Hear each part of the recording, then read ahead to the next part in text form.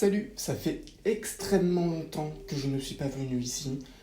Mais bon, à l'occasion de la sortie du nouvel album de Lana Del Rey, et surtout de son nouveau clip pour sa nouvelle musique Chemtrails Over the Country Club, j'avais envie de revenir pour vous parler de mysticisme dans les clips de Lana Del Rey. Oui, ça peut sembler étrange, mais moi, d'une certaine manière, j'ai toujours senti qu'il y avait un côté un peu magique dans la vidéographie de Lana Del Rey. Alors bien sûr, c'est pas toujours elle qui a été réalisatrice de ces clips. Je rappelle que à l'origine, ses premiers clips étaient réalisés par elle-même, de manière totalement amatrice, autodidacte, et qu'elle les montait elle-même sur son petit ordinateur cousu main. J'avais envie d'aborder ce thème parce que, de manière générale, on a toujours supposé qu'il y avait plutôt analyser la discographie de Lana Del Rey comme étant envoûtante dans la mesure où elle évoque l'âge d'or d'Hollywood des années 50, 60, 70 de manière très mythique, de manière idéalisée. À un certain moment, il y a eu une affirmation de ce côté mystique dans son œuvre à l'ère de Lust for Life, avec notamment le teaser de cet album. Je vais l'analyser plus tard un peu plus en détail, mais quand on le regarde, on se dit tiens, il y a un petit côté un peu mystique là-dedans, elle est un peu bizarre. Et du coup, le nouveau clip qu'elle vient de nous sortir, Chemtrails Over the Country Club, il y avait un parti pris très clairement orienté vers le fantastique, voire l'horreur dans une certaine mesure. Et évidemment, je vais l'aborder dans cette vidéo. Cette vidéo qui va donc porter sur le mystique dans la vidéographie de Lana Del Rey. Et pour ce faire, je vais m'attarder sur 5 films, plutôt 5 clips musicaux qui, selon moi, témoignent de cette mystification de Lana Del Rey.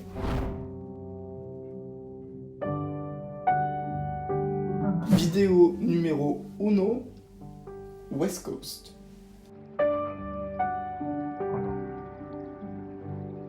West Coast, c'est un single qui est extrait de son deuxième album, je crois, ou troisième, ça dépend comment on compte, Ultra Violence, qui est un véritable retour en arrière si on veut, ou du moins un retour aux sources de la musique, quelque chose de très minimaliste, enregistré de manière assez rapide, il me semble. Si vous faites des recherches, vous verrez que ça a été enregistré en 1 ou 2 fois, quelque chose de très en dehors des sentiers battus, si on peut le dire. Cet album très minimaliste s'accompagne de clips qui vont dans cette veine, et West Coast ne déroge pas à la règle. C'est donc un clip entièrement noir et blanc, ou presque entièrement noir et blanc, avec un filtre qui a tendance à flouter presque l'image, en lui conférant un aspect presque rêveur, onirique. Le noir et blanc, le côté un peu terne, austère de la bichromie, est rompu par l'apparition d'un plan couleur en surimpression, avec des flammes qui, par leur flamboyance, renvoie naturellement à un côté magique.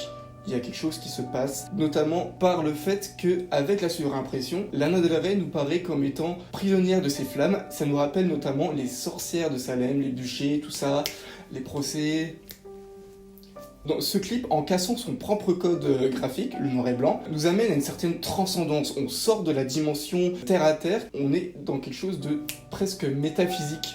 Ces flammes, cette femme qui fait face à la caméra, on est vraiment dans un plan presque, j'ai envie de dire, abstrait. Bien que les choses soient représentées de manière concrète, c'est de l'abstraction, on est dans une démarche un peu mystique. Moi j'ai envie de le dire, deuxième vidéo, j'ai nommé Freak.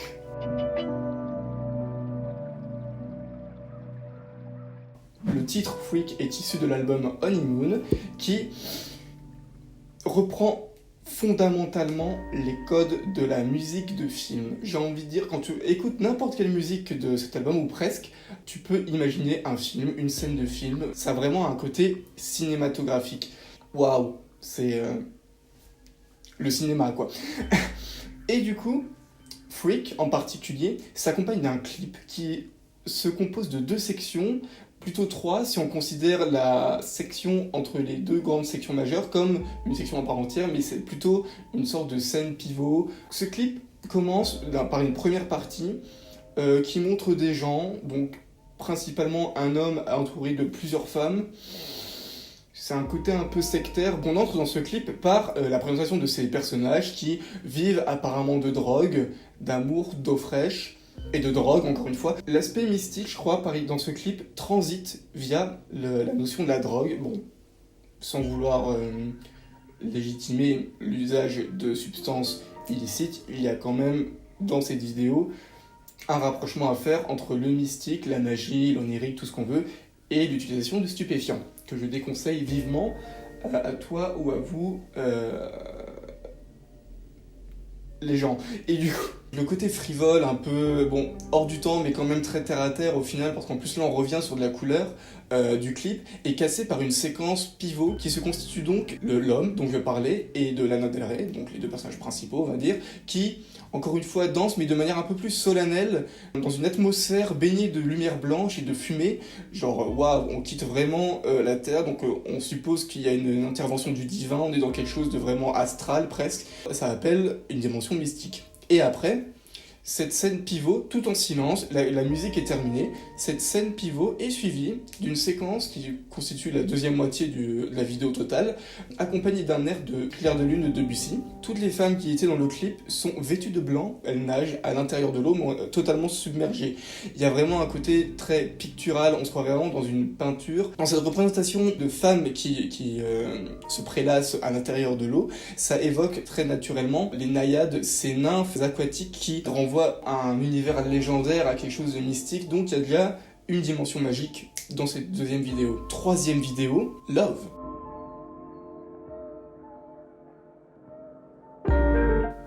On rentre dans Lust for Life. Comme je le disais en introduction, Lust for Life, ça a été vraiment la concrétisation, la cristallisation de la dimension mystique de la discographie Lana Del Rey.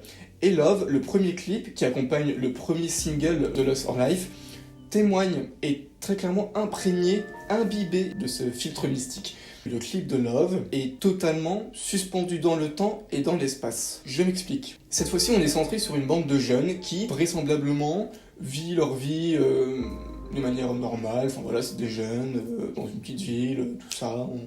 On est content, on s'amuse. Et dans l'histoire que nous conte cette vidéo, ils assistent au concert de Lana Del Rey en intérieur, petit gradin, petite scène, tout ça, en noir et blanc. Donc il y a déjà une certaine distanciation, il y a quelque chose d'un peu... Attends, on est là, mais en même temps on est là, mais en même temps ils sont pas là, en même temps on comprend pas.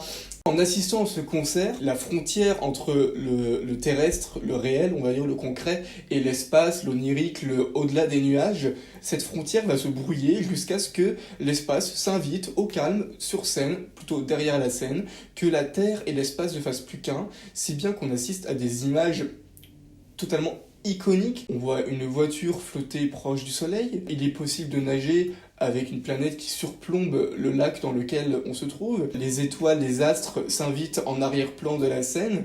On a vraiment un mélange entre deux univers séparés. Il y a une dimension mystique qui n'est indéniable dans ce clip. Il y a d'autres images qui me reviennent en tête. Il y a notamment ce gros plan sur l'œil avec les étoiles qui apparaissent dedans. Ça peut paraître un peu cliché, ça l'est dans une certaine mesure, mais il y a clairement cette image de l'œil qui est la fenêtre sur l'univers magique que Lana Del Rey offre à son public. Il y a vraiment quelque chose qui nous parle de la transcendance par la représentation artistique, scénique. Ça va dans la veine de cette chanson qui, à l'origine, était un peu écrite pour ses fans. Lana Del Rey avait envie de composer un morceau à l'adresse de ses fans, et c'est chose faite, et le clip va dans ce sens, et c'est trop bien.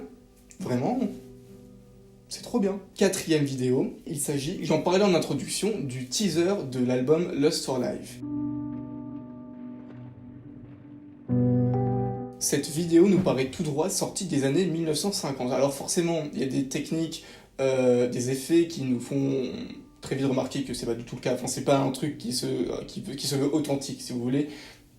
Mais quand on la regarde, il y a tout cet univers des années 1950, à la croisée entre la zone 51 et Sabrina l'apprentie sorcière, le crossover le plus audacieux de l'histoire. Très clairement, quand on le regarde, il y a tout cet univers science-fiction, scientifique, qui s'associe à un aspect un peu mystique, magique, et cet aspect-là est très clairement présent par le simple fait que Lana Del Rey dit très clairement vivre dans la barre du H du panneau Hollywood. Bon, au-delà de ça, dans ce H, du coup, dans sa petite maison, cette Lana Del Rey holographique, très dématérialisée, passe son temps à concocter une potion magique, du contenu pour ses fans. Elle est là, elle est contente, elle fait virevolter des objets autour d'elle. Vraiment, sa meilleure vie, j'ai envie de dire, sa meilleure vie. Au-delà de l'image, il y a aussi l'importance du son dans cette vidéo. Il y a une voix off, donc celle de Lana Del Rey, qui nous conte ce qu'elle fabrique, où la voix off paraît tout droit sorti d'une vieille radio, donc ça contribue encore à cet aspect un peu vintage, années 50. En plus de la voix off, il y a une musique répétitive, un arrangement d'instruments très onirique, avec une certaine réverbération, j'ai l'impression,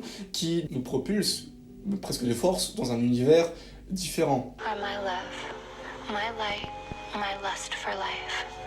Encore une fois, la transcendance, la mystification est très présente dans ce clip et annonce un peu un petit parti pris qui sera pas si exploité que ça au final, mais un petit parti pris quand même qui se développe à l'ère de Lust for Life. 5e et dernière vidéo, le clip qui vient de sortir tout récemment, Chemtrails Over the Country Club.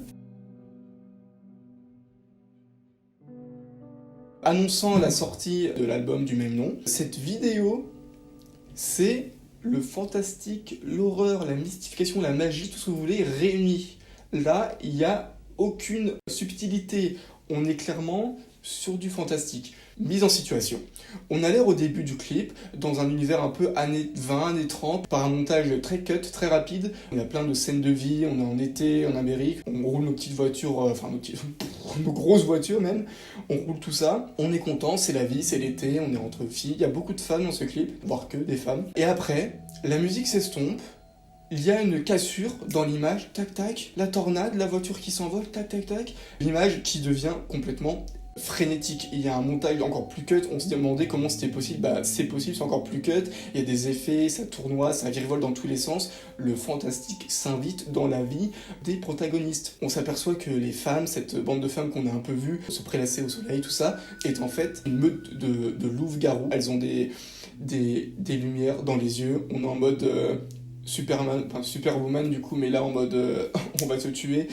Ici, le parti pris est total, on ne peut le nier. Il y a plein d'images mythiques, encore une fois, qui s'invitent dans ce clip.